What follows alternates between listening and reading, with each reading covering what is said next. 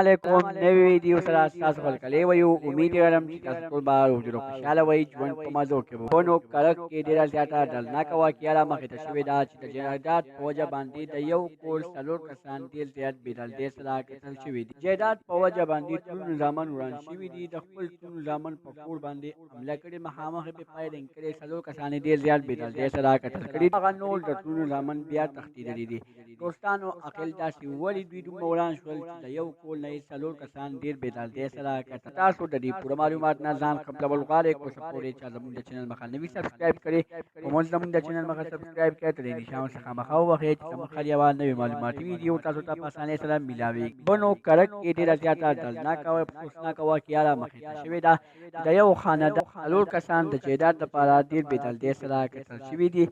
په هغې کې د ټولو زامن وران شوي دي خپل د ټولو زامنو باندې حمله کړې ده او ډېر زیات بېدردۍ سره یې قتل کړي دي د دوی کور مخې ته یو ټیوبویل و د دوی په هغه ټیوبویل باندې لانجه وه یو ویلې دي ټیوبویل کې به زه نوکري کوم بل ویلې دي ټیوبویل کې به زه نوکري کوم او چې کله هغه بل دوی ته دا پته لګېدلې ده نو ډېره زیاته غوسه ولګړې ده د دوی په کور باندې حمله کړې د دوی په کور کې څلور کسان ډېر زیات بېدردۍ سره قتل کړي دي